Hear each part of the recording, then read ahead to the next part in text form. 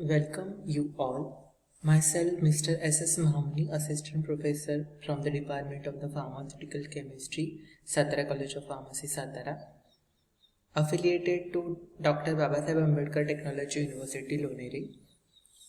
Today we are going to see the practical of the subject instrumental method of analysis from the final year B.Pharm. The experiment number is 9th, that is ascending pepper chromatography. So we will start with the first, that is the aim. So aim is to determine RF value of sample of amino acid by ascending pepper chromatography. The objective of the experiment is that first to study the experimental technique of pepper chromatography and to develop the pepper chromatogram. Second is to study the ascending type of pepper chromatography. Third is to study the how to determine the RF value. Fourth is to study the qualitative aspect of a drug by the pepper chromatography. Then we'll move toward the first point, that is a principle. So this technique is a type of the partition chromatography in which the substance are distributed between the two liquids. That is, first is the mobile phase, second is the stationary phase. One is usually water, which held in a fiber of the paper. Please keep in mind, all of you, in this case of the paper chromatography, whatever the fibers of that paper which have ability to trap the water molecule or mostly the polar solvent. Yes, so because of why this is so, 99% paper contain the cellulose, and cellulose is a water loving, or it is have ability to trap the water and moisture as well as to trap the polar solvent. So that purpose the paper is act as a support, and whatever the fibers of that paper which have ability to trap the water molecule. So fibers of that paper is act as a support for that liquid. So liquid is the stationary phase, and it is called as stationary phase, and other is the moving liquid or the developing solvent called as a moving phase or mobile phase. Yes, so the component of the mixture to be separated migrate at a different rate and appear as a spot at a different part of the paper according to their partition coefficient. So whatever or distribution coefficient. So whatever the component which is present in that mixture, they are distributed or they are partitionated in between two liquids. One liquid is a stationary phase which is held by that fibers of that filter paper, and one liquid is present in that mobile phase. So in this technique, the test solution is applied as a small spot, or sometimes we also apply the band also, so that spot on a paper and kept in a closed chamber in a such a way that the edge of filter paper is dipped into a developing solvent. Then the movement of the solvent takes place by the capillary action. Yes, the various substances are moved by a developing solvent at a various speed due to its different partition coefficient or distribution coefficient in a two different phases, that is mobile phase and stationary phase. Both are the liquid. So keep in mind, when there is a partition coefficient phenomena is occur when there is a both phases are liquid in nature. So when the solvent has moved this sample to a suitable height, stop the development and dry the paper. Yes, then spot are visualized by suitable reagent like a ninhydrin solution. So this is a of the method of chemical visualization. Another method is also present, that is we can also use the physical method of the visualization by using the UV visible light also. So the movement of this substance relative to the solvent is expressed in terms of a RF value. So we can use the RF value for the calculation of that separated component.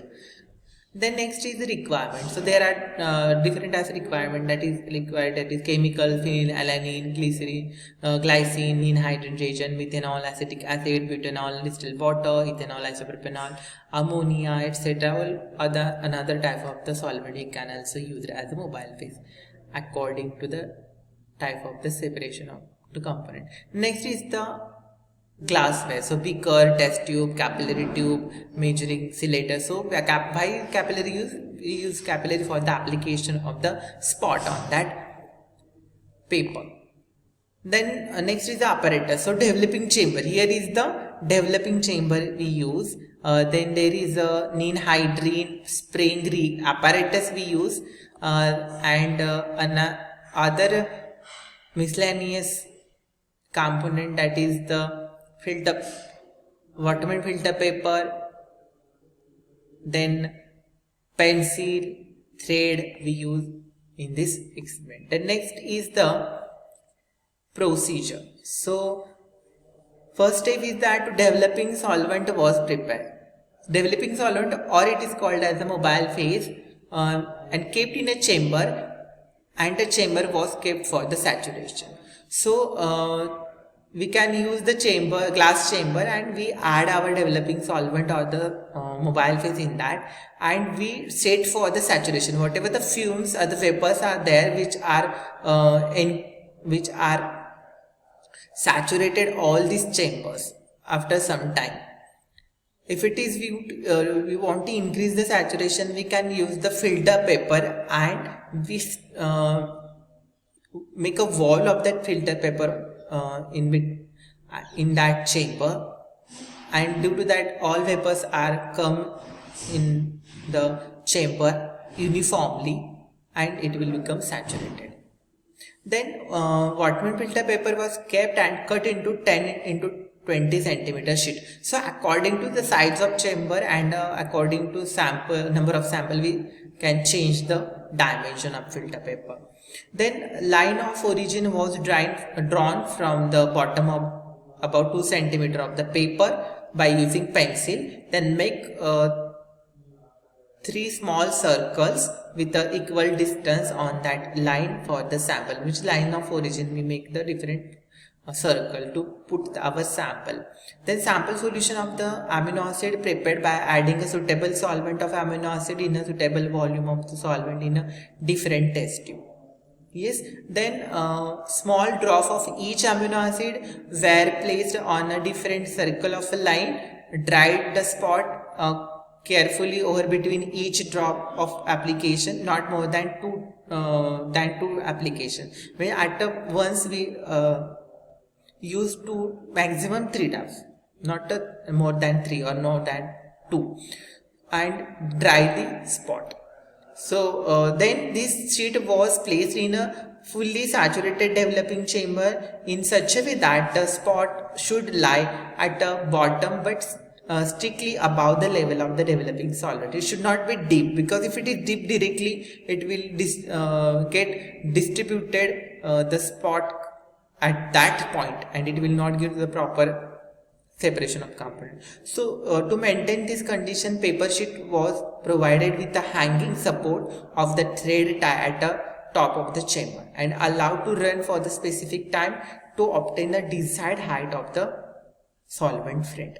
Then remove the paper from the chamber and mark the solvent front position immediately with the pencil, because we want to use for that calculation. Then chromatogram was dyed and then sprayed ninhydrine solution, and again dry it, gives colored spot of amino acid.